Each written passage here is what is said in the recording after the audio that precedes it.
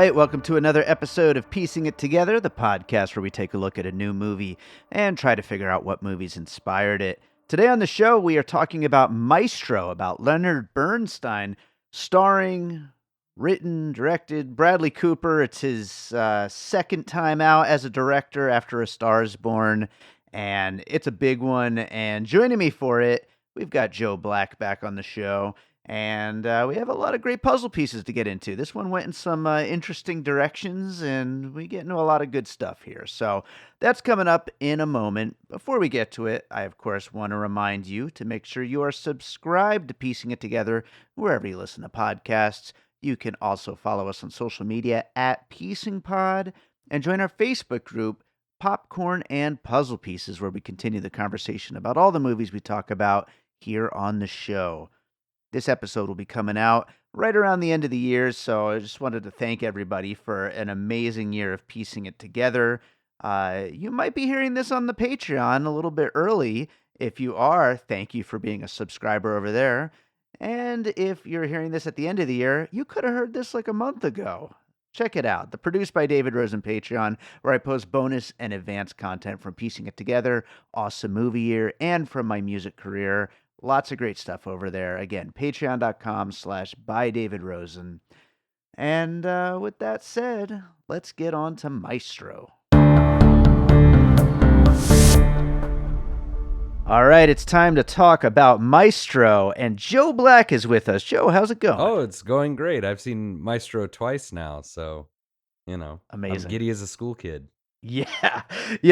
I have a bunch, obviously, as a composer, I have a bunch of composer friends I could have had on this one, but, you have just been so vocally excited about this movie, and plus, I first met you in Bradley Cooper's previous directorial effort, A Star is Born, when I had you here on the show for that one. So when you said that you wanted to do this movie, I was like, you know what? Joe has earned it. Let's have Joe back on for this one. Oh, I appreciate it. Well, it's funny because what I'm like the most of the complaints I'm hearing about this one are from people who are like, it should have been more about his composing, and I'm like, should it? I mean, how we have a lot of musician movies out there. Maybe some will even end up in our puzzle pieces, but we don't need that movie. I don't think. How many times can you just watch an old man sitting at a desk scribbling? You know what I mean? Yeah. No, give us the juice. Give us the Bradley Cooper hooking up with every hot guy possible. Give us, yeah, that's what we're here for. Absolutely. Damn right. Absolutely. Well, there's going to be a lot. I have a feeling like we might have some tangents and whatnot with this one because it does go kind of in a lot of different directions. But I do want to talk one quick thing before we get to your first puzzle piece. And that is that this was originally supposed to be a Scorsese project. He's still on as a producer, but he was supposed to direct this before he exited for The Irishman. What do you think this as a Scorsese film? I have a feeling that as great as Bradley Cooper did on this and both of his directorial efforts, I think it would have been an interesting Scorsese project. I think that it would have been an interesting Scorsese project 25 years ago. I don't think he's biting in the same way he used to be. And in fact, there's a scene in this movie where Leonard Bernstein and his wife are fighting, and it's on Thanksgiving, and in the windows outside, you can see the Thanksgiving floats. Literally the parade passing them by. And it brought to mind Killers of the Flower Moon in the scene where Leo is drinking the serum or whatever with the fire in the windows behind him. And I remember seeing that in the theater, thinking the fire in Killer Moon, thinking that is so lame that's film school level. I'm not into this at all. And then watching it in Maestro with the parade floats, I was like, this is beyond brilliant. And the fact that he enters the scene with the Snoopy doll, and then Snoopy is the last thing to go by, which brings him back into his family. Whew! Bradley Cooper. When I see his name pop up at the end of that, I'm like, he really showed Martin Scorsese. He showed the world that Martin Scorsese is 80 years old. He really did. But it would have been better than Spielberg making it. That's for damn sure. Yeah, I mean that would be a whole other direction, but that might be a little bit closer to people saying that it should have been him just writing the songs, but I don't know about that. But I think Bradley Cooper is so exciting as a filmmaker between these two movies, and let's get into it. Let's get into Maestro. What do you have for your first puzzle piece? Okay, the first one I was gonna do is Walk the Line, and the reason Walk the Line when there's a list of 600,000 biofilms you can do is, I think what makes Walk the Line as amazing as it is that it focuses specifically on the love story between him and June. Like Yeah. that's the movie, is like everything leading to them falling in love. Yeah. And I feel like that's what this movie was about. Like, cause again, like we can just play the Johnny Cash hit list, like a Bohemian Rhapsody or something. But like Right. that's not as powerful as watching two really like damaged, confused, and brave people butting heads until they finally come together. You know what I mean? Like that's Sure. much more interesting. And I love that that's what this movie did. I love that this is the love story between, Leonard and his wife. Like it just is. And I'm glad that Carey Mulligan finally like turned in a performance worthwhile, because I haven't liked her maybe even ever. And in this, she's like Jenna Rollins level good. Like she's so, and it's kind of her movie in the second half at least. It is. She's first billed, which is Mhm. surprising. No, well Yeah. that doesn't surprise me, and it kind of does the inverse of what Star is Born did, where the first half of Star is Born is about Allie, about Lady Gaga, and then the second half was about Bradley Cooper. They kind of flip Sure. flop it in this, where the second half it's totally her movie. She gets the last Yeah. shot of the movie, and rightfully so. Yeah, no, absolutely. Yeah. I think that's a great one to kick it off with. And also like, and I do have one or maybe two music films on my list, but that one specifically, like there's so much, heartache and pain in the music and so much in the life. And so like it's a good comparison to what's going on here in Maestro with everything that they went through in their relationship, even though it is a full-on love story the whole time. I mean, it's certainly not a love story without its, big ups and downs. So it definitely fits with the bigness of his music, the music that he made and conducted. Right. And it's funny because Walk the Line, what makes that movie, I that's like top 10 for me, that movie. I know it sounds insane that of like all movie history, and my top 10 is Walk the Line. But part of the reason is that movie is so scripted. But like scripted in the way that Die Hard is scripted, where it's like everything done perfectly. All the cliches, all the buttons hit perfectly. And, as a writer, I still think of myself when it comes to filmmaking primarily as a writer. There are certain lines in that movie that, you just can't top. Like when he's proposing to her at the end of Walk the Line, I know that I said things that I hurt you, but I promise to never do or say those things again. I just want to take care of you. You're my best friend. Marry me. Just like right on the money, and Damn. but in this movie, it's very loose. You know what I mean? There's like a loose, natural quality to it. So I think that's an exciting differentiation between the two. That Bradley Cooper was able to capture more of a free falling kind of life feeling than Walk the Line. Yes. Yeah, well, that looseness actually is a great setup for my first puzzle piece, a movie that I know you love just as much as I do. It's The Beach Bum from Harmony Korine. This movie, to me, so first of all, it's this guy just living for his impulses, and whatever will make him happy in the moment, that's what he's doing, whether it is making music, whether it's sex, whether it's drugs, whether it's good old fashioned family time, whether it's cheating on his wife with all these men who he has, permission for. But the movie starts off with a quote, and I didn't write it down word for word, so I'm just paraphrasing here, but it's basically about in order to create, you need absolute freedom. And that's kind of like the whole point of the movie. And that's exactly the beach bum. I mean, he is just living his life to let things in and to then put them out. And whether or not Moondog is exactly a great artist like Leonard Bernstein is, that's up to interpretation. But I think he is. They are both, yeah, he's amazing. But they are both just living to create and living to experience life, so they can draw off that for their work that they create. Mm-hmm. And I think that similarly to Moondog, that's a great piece. Also an episode you and I did together. Yes. I think, how about that aggro drift? Next one. Anyways. Can't wait. Yeah, me either. No, but like Moondog, halfway through the movie, Leonard starts talking about how he's disappointed with how little output he's actually made in his life. Yeah. And like, that's when he starts to kind of spiral, where he just starts like getting depressed and indulging in things to try to you know what I mean? Because he wants to create more. Sure. And that's what happens to Moondog in this too, is that he feels like he's gotten so trapped in his, lifestyle, and he doesn't know how to create anymore, and but like there's an anarchy, I think, to Moondog as a person. And what I like about Leonard is that there's an anarchy to his music, and that's what's inside of him. You know what I mean? Yeah. And that his wife is more afraid of that anarchy inside of him than anything else, you know?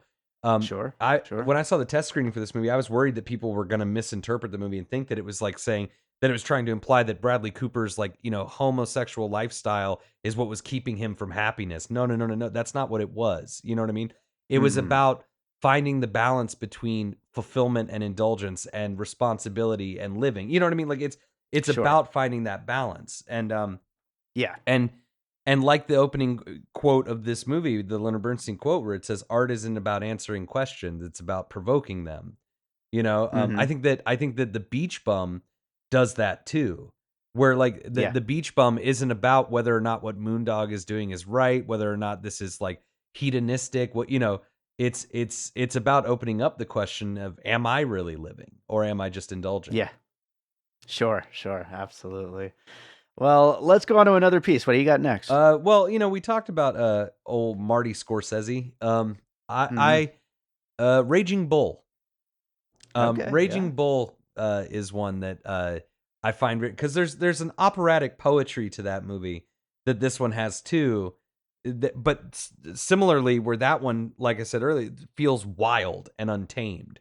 So you know, and the music too in this movie. I'll get into that a little bit later, but just the musical sequences themselves feel like the boxing sequences in Raging Bull, where it's all about like the poetry of emotion versus like the technical accuracy and things like. Although I read that Bradley Cooper spent years practicing being a conductor to actually do this movie, and it shows. You know, that's always kind of a funny pet peeve of mine. Like when you see a conductor in a movie and you're just like, okay, you know, whether it's what's his name, Rex Harrison in Unfaithfully Yours, or oh God love him, John Cassavetes in his Etude in Black episode of Columbo, where he's just like waving his arms like an idiot, you know.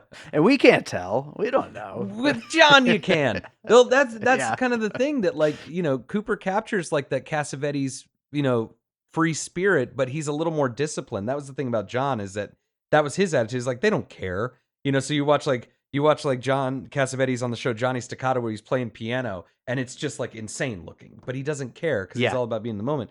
Cooper is a little more authentic. He's a little more, you know, and I think that does wonders for this movie.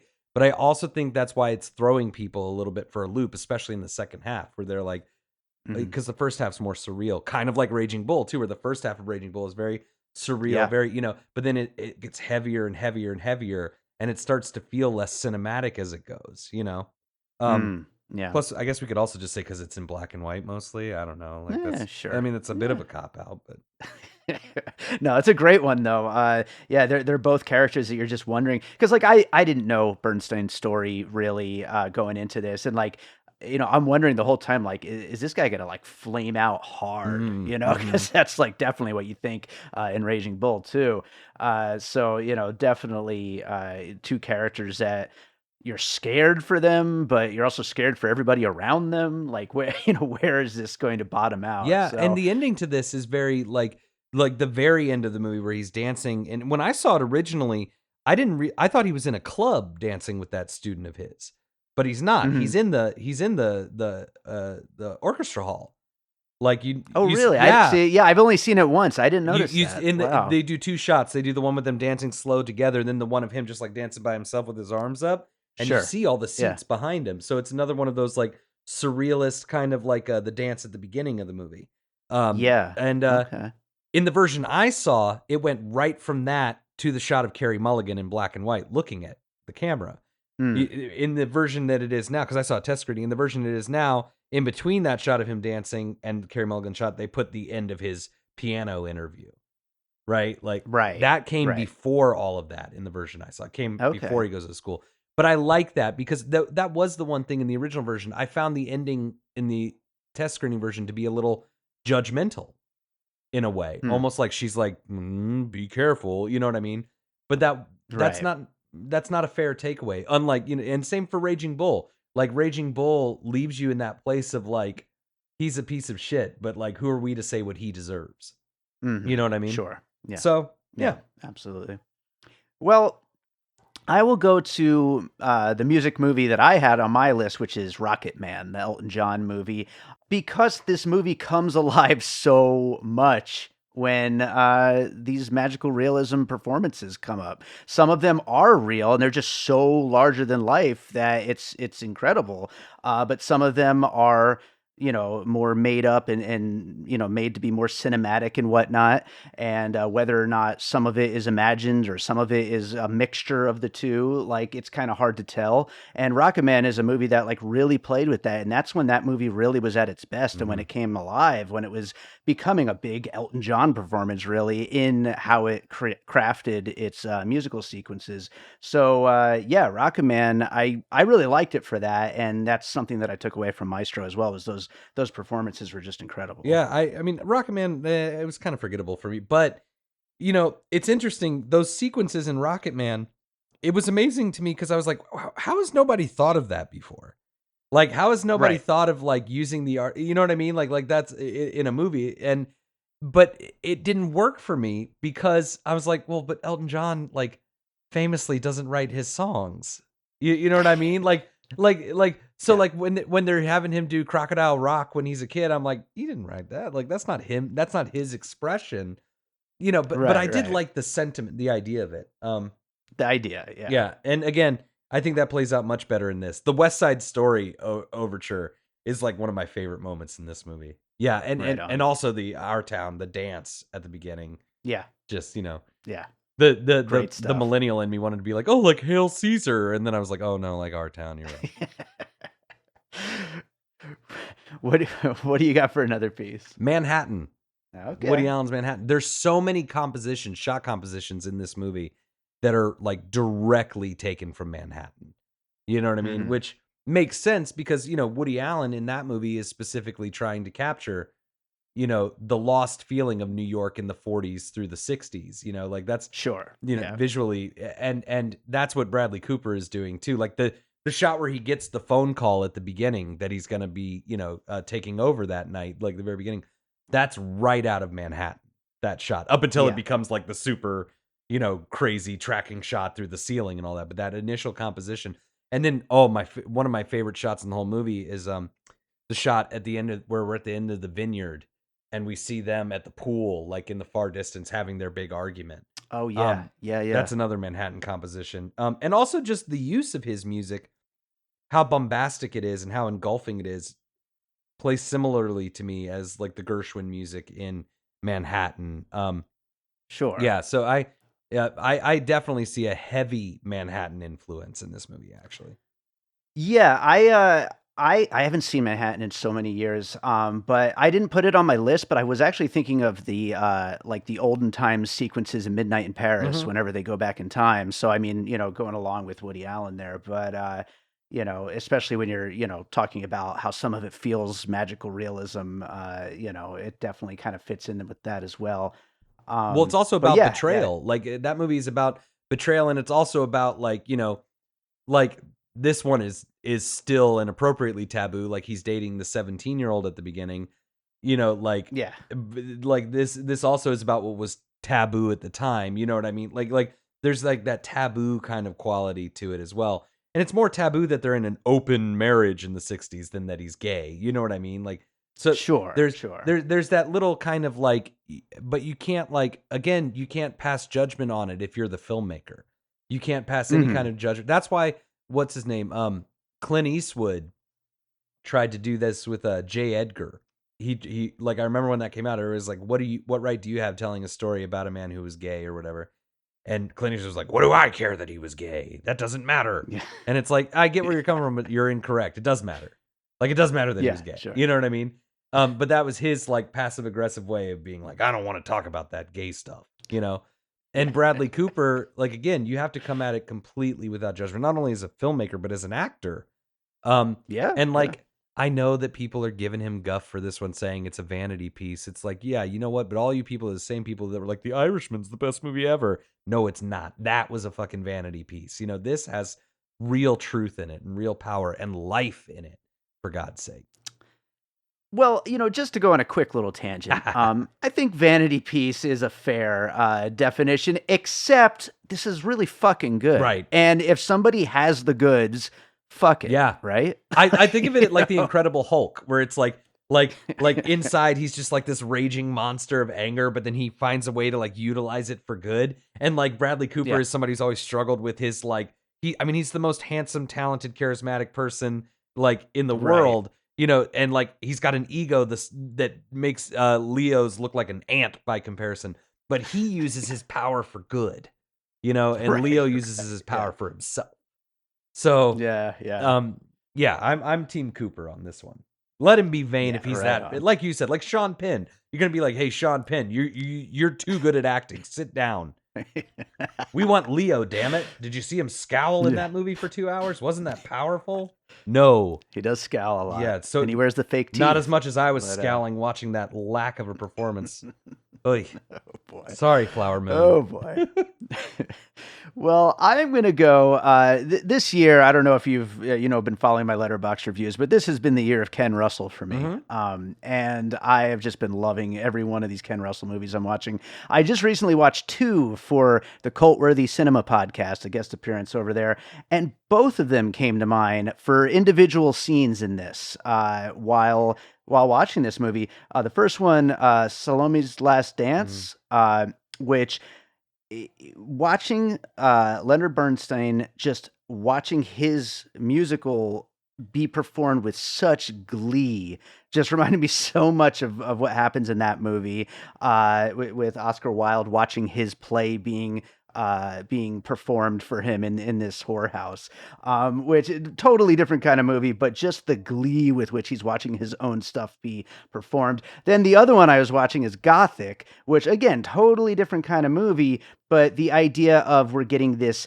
fictionalized version of what might have happened in that house with a lot of drugs around while Mary Shelley was writing Frankenstein, while hanging out at Lord Byron's house, and all this shit was going on. But this great work of art was born out of it. And in the sequences when he's writing West Side Story, writing the music for it, you're getting a little bit of a taste of that idea of this is maybe how it was going down, cinematically anyway.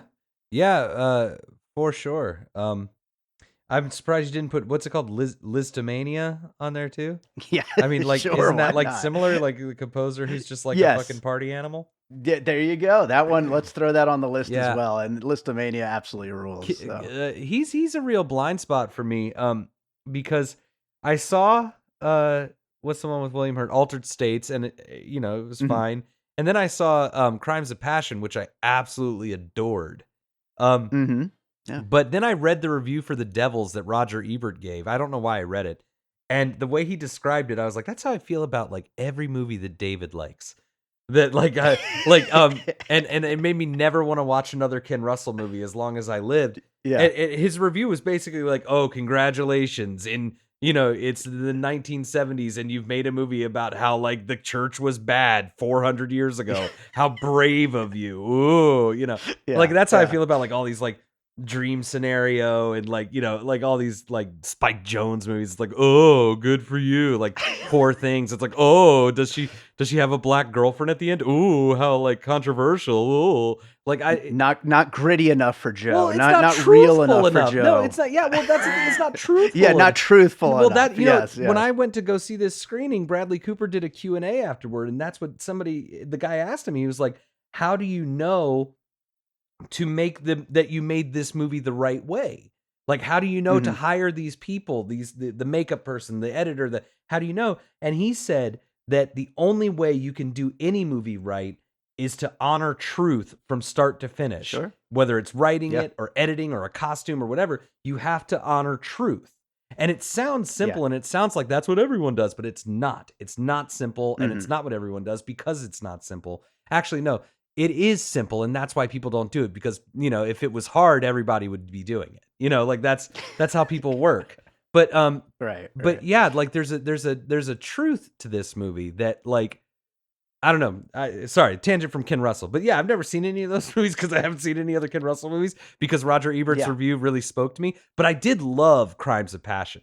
Have you seen that one There yet? you go. Because Yes, okay, absolutely. It's yeah, great. I was following your reviews this year, and I actually have a couple Ken Russell movies that rented right now that I've had for months that I have not watched because of your reviews. Nice. But Crimes of Passion has maybe the greatest last line of all time when he's like in like this in the like sex and honest thing, and Oh. he's like, and we just fucked each other's brains out. Like, and that's how the movie ends. Yes. When I saw it in the theater, I stood and I was like, yes! Like that, Yeah. I couldn't have imagined like a more like badass ending for that movie than, Yeah. you know.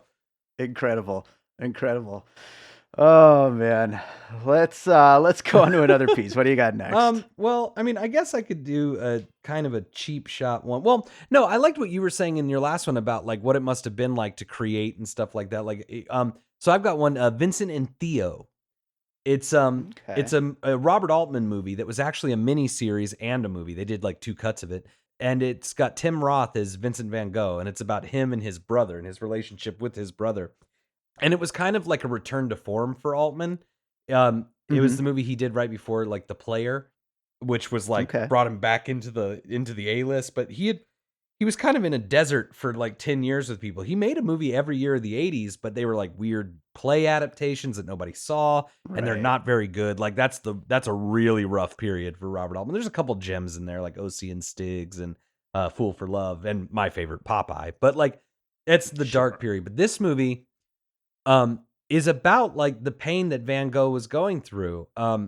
Like, you know, like literally you see him like living in an attic, pissing in a bucket, entertaining prostitutes. You see there's a powerful scene in Vincent and Theo where he just gets a thing of paint thinner and you see him Mhm. drink it and you just watch him try to hold it down so that it'll kill him. And he's just trying, and then finally he throws up and he's so mad at himself for throwing up because he wanted to die. Yeah. But Yeah. there's a sequence in that movie that's so amazing. He's in a sunflower field and he's trying to Mhm. paint these sunflowers. And the way that Altman moves his camera and the way that the music mixes with it, it's like these flowers are almost taunting him, attacking him cynically, like making fun of his work. Like you can feel his dissatisfaction and and he just starts turning the whole painting into a fucking mockery right there until he finally gets mad and Mm. just stabs through the canvas and that's how I felt watching Bernstein, like not only when he was conducting, but also when he was trying to compose. I loved watching him things not being good enough.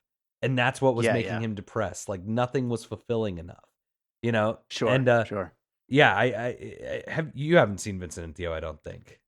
I haven't, and it sounds great from how you're describing it, but also, like, just to go back to my last piece, like, combining with what you're just saying there, one of the things I love about Ken Russell so much is that, like, mix of highbrow and lowbrow, Mhm. like, perfectly putting them together, and that sounds like that in Yes. Vincent and Theo, the way you're describing it, so Absolutely, because the truth is we live our lives lowbrow.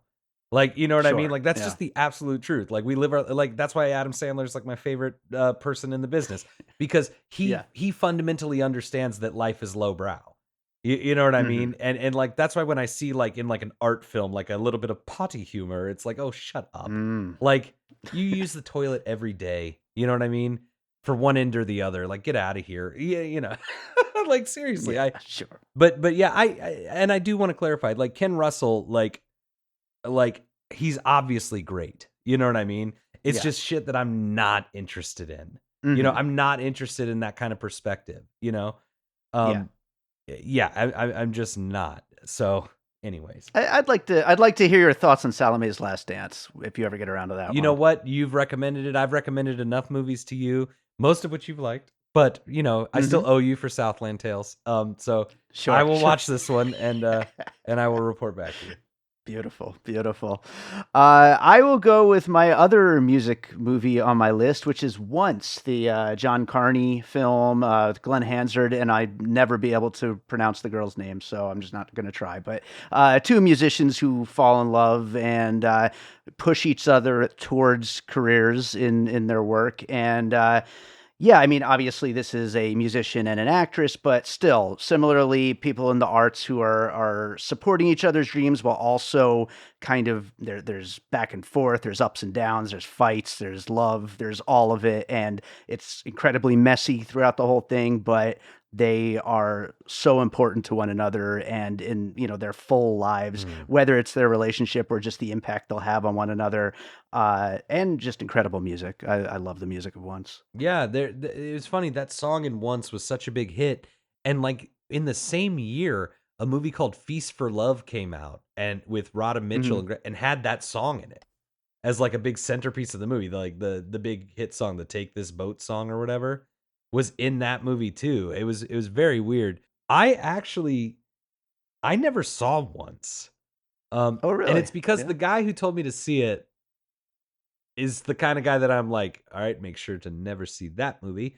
You know what I mean? Like he was that kind of, like I might have to check it out one of these days because I find stories about two artists to be very interesting. Like two Mhm. artists being in a relationship of some kind. Like that's actually pretty interesting to me because it's hard. It's especially when they're actually artists and not just like I Yeah. want to be a singer or I want to be an actor or like no, when you're a real artist, like I think he even says it in Maestro that like you have to. Like there's Right. nothing else. Like you have to. And when Yes. you care that much, like as similar as you can be, the little differences matter. Mhm. Like my wife and I, you know, she's an actress, I'm a writer director, and we got And an actor. well, thanks. I Yeah. I just play one on TV. But Yeah, sure. I would not call myself an actor only because I respect the art of acting so much. There Like you I go. mean that. Yeah. Like I feel like there are some actors who can just like do their job, which I fall into that category when I'm in my movies. But then Mhm. there's an actor where Yeah. you watch it and you go, yeah, like Jesus Christ. You know what I mean? Like Yeah. Adam Driver or Tom Hardy or something. You're just like, yeah, that's an Sure. actor. Anyways, Yeah. but she and I, like, we've had similar paths and we got together because we shared so many values, not only in life, but in like what matters artistically to us, you know?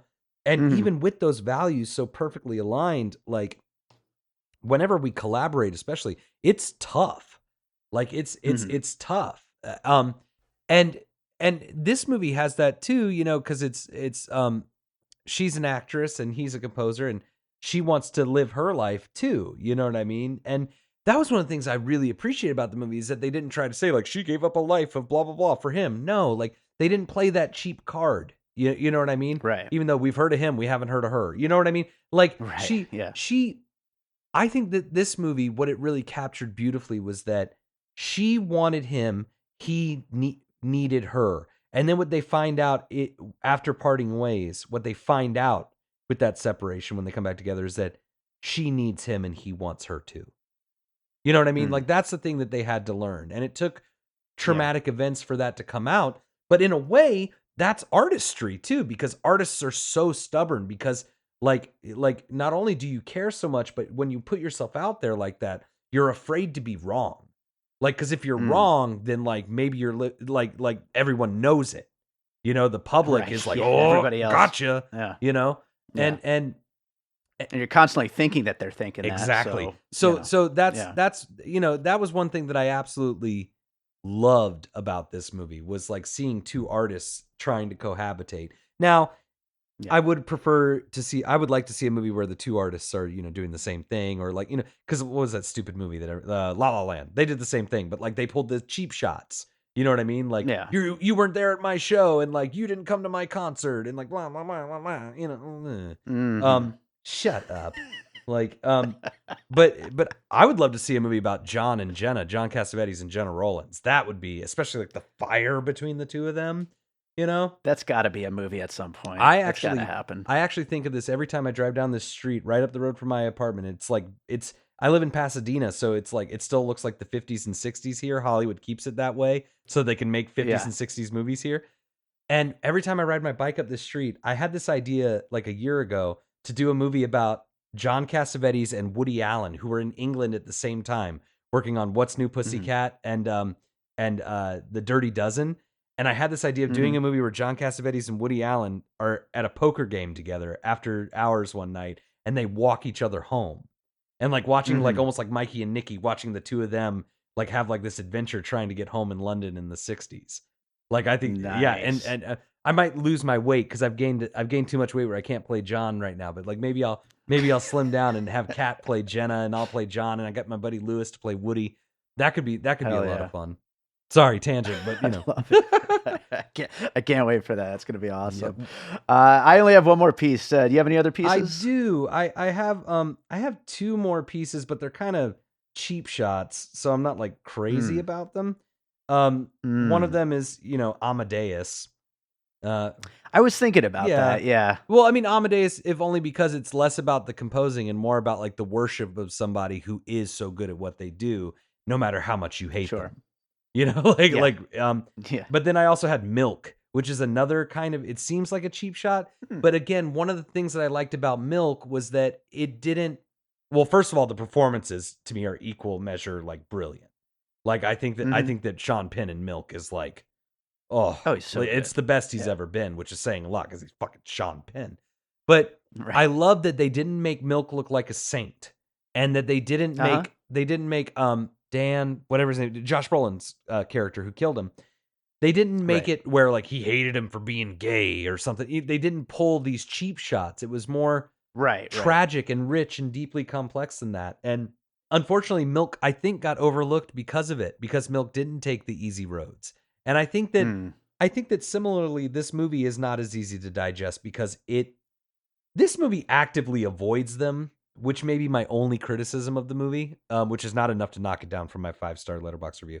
That it like actively avoids convention, But like after a year of like all these historical drama epics that are just, to me, just like so fucking vanilla. Like Oppenheimer, like, Killers of the Flower Moon, movies that go exactly where you think they're going and do it exactly how you expect them to do it. This movie was like, I mean, like, I almost wanted to pull a Citizen Kane when I saw it and just stand up and just single clap at the end of the movie, because I did see something so free and alive. And like, other than Maya Hawke, the acting in this movie is incredible. Like, just incredible. I thought she was fine. No. I'm sorry. No. Even when she like runs into the room at one point, she's like trying to run into the room like an actor would. Like it's really bad. And I like her. You know what I mean? Like I like her usually, but like usually she's in movies with people who just do their jobs. Like Leo in Once Upon a Time in Hollywood. In this movie, she's with like the real deal with like Bradley Cooper and Carey Mulligan. Yeah.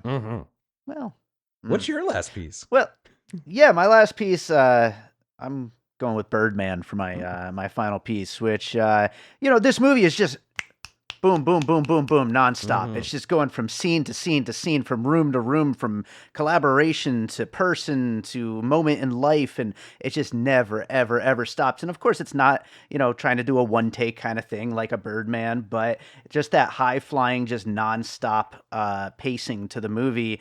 And this movie it's pretty long. I don't remember exactly how long it is, but it's over 2 hours, and it just keeps going though, and you never like really have a moment to stop, so it doesn't feel long because it's just going so fast. Yeah, I agree. But unlike Birdman, this movie is good. But yeah, no, I think that's a fair comparison too. I actually do, as much as I think that Birdman is terrible. Because there is an infectious nature when you see actors who love to act getting to act. Yeah. So like Birdman, like I don't think any of those actors. You don't even like Edward Norton in Birdman? I mean, come on, he's so good. I like his performance more than I like how it's written. Like Edward Norton is one of those actors though. He's like Bradley Cooper, where like it's like this kind of unfair perfect marriage of movie star and actor. Like, you know what I mean? Yeah, like Brando, like De Niro. It's like, fuck you. You're the whole package. Go to hell. But sure. But even when the acting is as mediocre as I felt it was in Birdman with people, and I love Michael Keaton, and like it's just actors having fun acting. And like I call that the Joseph Gordon-Levitt, because like that's him to a T. And I also just love when Joseph Gordon-Levitt puts on his big boy voice for movies like Inception. When he does that voice or whatever. What did Joseph Gordon-Levitt ever do? No, he's great. I love him. No. That's what I'm saying. I love him. Anne Hathaway is another one who I love Anne Hathaway. Like, she's the same, where it's like they're not as good of an actor as much as it is just cute seeing somebody who obviously loves it so much getting to do it. Yeah. And this movie has a lot of that. Like there's a scene in this movie in a Maestro where Bradley Cooper's like holding up the cocaine tray for everybody. And it's like you can like he's so happy to be making this movie. You know what I mean? Like he's having such a good time embodying this person and bringing this person to life in a way. And that is infectious, whether it's, and Birdman definitely has that quality to it where you can tell the actors were really excited to be in this movie. You know what I mean? Sure. That's the one positive I'll take away from that disgusting ripoff of Cassavetes' opening night. It is an offensive ripoff of opening night. Like so much so that when I was watching it in the theater, I was like, you can't do this. You can't just like this is robbery. Yeah, you can't just do that movie. Like, come on. Like, they should have just gotten Jenna to play the film critic. There you go. Yeah, but that could have been they're good. too afraid, cowards. Because then they'd have a real actor in their movie, and they'd be like, "Oh, I don't know what to do with her." I just love that I got you to say like a slightly positive thing about Birdman, so I'm happy. The music's good. We could wrap up the list. Yeah, but that's it. I will run down our list of puzzle pieces here, and then we'll get into some closing thoughts. We talked about Walk the Line, The Beach Bum, Raging Bull, Rocketman, Manhattan. I threw Midnight in Paris in there. Salome's Last Dance, Gothic, Listomania, Vincent and Theo, Once, Amadeus, Milk, and Birdman. Whole bunch of stuff, man. All over the place. That list sounds like a symphony in a way. Like that sounds, you know what I mean? Like I actually felt like a propulsion from like you just reading that list actually. Like, and maybe it's the energies of those projects, the good ones and the bad ones. I don't know, but like I think God damn it, I think we did it. I think we did. I think we did. Yeah, we talked about how great some of the music performances are. Those scenes they're just incredible. The cathedral scene in this is like so good. Yeah, that moment and the moment where she's in the wings watching him conduct for the first time and his giant shadow is like looming over her. Oh, like yeah. That's one of those moments that I feel like 30 years from now when we're watching like a montage of the history of the power of visuals in cinema, like I can see that image playing in that montage. And I don't know, man. Like I guess I'm just getting old and crotchety, as they say, and I've seen too many movies where like I have just not been impressed by the big movies this year. Like, you know what I mean? Even the ones that I wanted to see, like Flower Moon, they just have not impressed me. And this one, I genuinely think that this is the only masterpiece that I've seen this year. Like I like other movies just as much, if not a little bit more than this one from this year. Like I know I like The Exorcist Believer is like my favorite movie of the year, but it's not nearly as good as this or anything, But this I think is the only film that I've seen this year that I personally would qualify as a masterpiece. And I can't wait to see Bradley Cooper do a third movie. Yeah. Cuz he went wild on this one. You know what I mean? He did. He did. And in A Star Is Born, he just showed that he knows the, bootstraps filmmaking. You know what I mean? Just like tried and true, blue collar, efficient, great filmmaking. This, he swung for the fences. And in my opinion, or no, how did Roger Ebert put it about Mulholland Drive, where he's like, this time David Lynch mixes in the test tubes and they don't explode. Like that's how I feel about this movie. Nice. So I'd be very curious to see if he goes further with the next one, or if he goes further back, or if he finds like a nice between. Basically, he's got me right now. You know what I mean? Like, I'm adding him to the list of no matter what, I'm there. So yeah, no, I completely agree. And I think that does it for Maestro. Even though there weren't any masterpieces this year, is there another movie you watched recently you'd like to recommend to our listeners? Yeah, it's such a bummer because we just did that Suffrage episode about comedy sequels, and my whole thing was ones that are better than the originals. And I had not seen, when we recorded that episode, I had not seen it until this week. I watched Big Top Pee-wee this week. Have you seen Big Top Pee-wee? I don't know what Pee-wee material I've seen. I haven't seen any of it since I was a kid. I might have watched it, but I don't know. It's been 30 years. Well, I'm going to play it an unfair hand for you and tell you that as soon as it was over, not only did I add it to my superior sequels list, not only did I add it to my funniest comedies list, but I called my friend and immediately equated it to Kung Pao. Like, I thought it was like so beyond brilliant. Like, and it has Ramada in it from Hot Shots Part 2.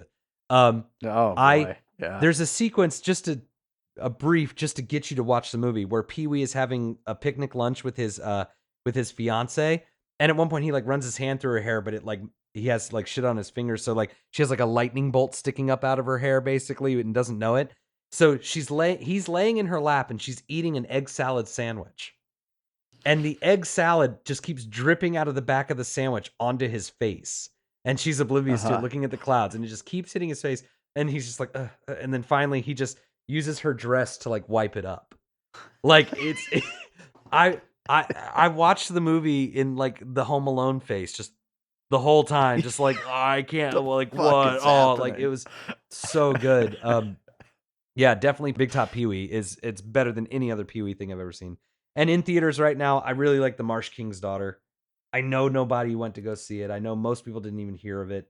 I liked it. I would have fixed the last 2 minutes of it. I would have changed a couple things, but I don't know. If you liked the Crawdad movie, this is, it would be a good double feature with the Crawdad movie. Yeah, that seems like a movie that me and Gina will watch one day on a board night, on Max or wherever it pops up. That's the place to watch it. Yeah, like going to a theater was insane.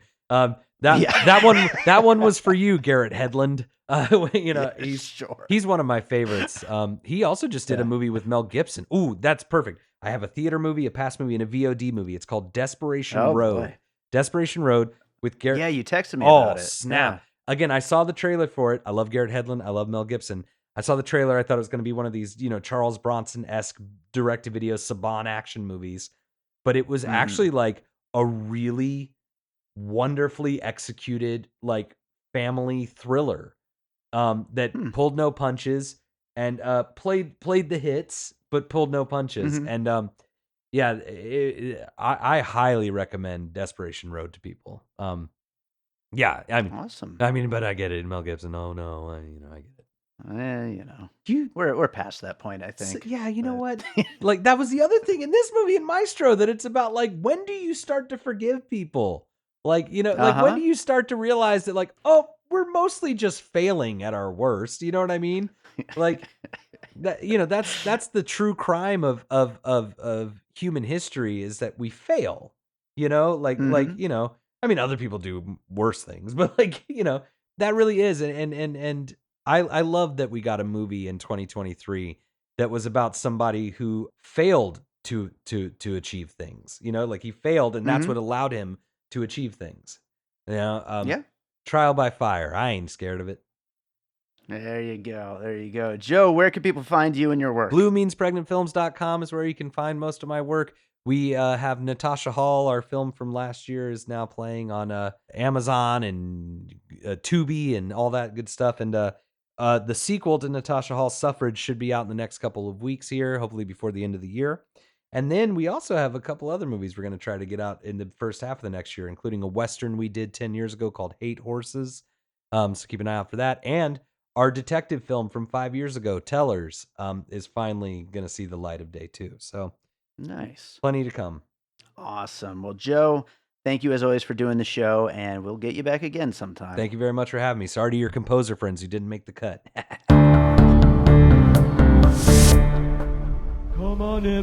Hi, this is Wax Trax Records here on 2909 South Decatur. We buy all your old 45s, your old albums, any type of music memorabilia. Also, we sell music memorabilia, albums, CDs, and a lot. Come on down to Wax Trax, 2909 South Decatur, or give me a call at 702-362-4300. Thank you very much. All right, so I hope you enjoyed that conversation about Maestro with Joe Black. Thanks to Joe Black for joining us. And thank you to you for listening. If you're enjoying Piecing It Together, please make sure you are subscribed wherever it is that you're listening. And if you can, we would really appreciate your 5-star ratings and reviews, whether that's on Apple Podcasts, Good Pod, Spotify. Drop a little 5-star rating and review. It would be very helpful to make sure more people check out the show. I'm looking forward to a whole new year of this podcast. We got a lot of movies to cover, get into some special episodes here in a moment, but then we will get into all kinds of new movies in 2024. So again, thank you for being out there. Make sure you're following us on social media at PiecingPod. Join the Facebook group Popcorn and Puzzle Pieces. And don't forget about that Patreon, the Produced by David Rosen Patreon. It's patreon.com/bydavidrosen. You can get bonus and advanced content from piecing it together, awesome movie year, and my music career. And speaking of my music career, let's close this out with a piece of music. And I was trying to think, what is a good, big, epic, dramatic piece of music? Obviously, I'm not a Bernstein style composer. I make stuff that's a little more electronic in nature, but this is a good piece for big and dramatic. This is a track called The Garden from my self titled album, David Rosen. Definitely, you could see some drama. If I knew what conductors were doing, maybe I could mimic a conductor, waving the batons around. Are they even called batons? I don't know. But, you can picture that happening to this music. So this is The Garden from my album, David Rosen. And I hope you enjoy it. And we'll be back with more piecing it together real soon.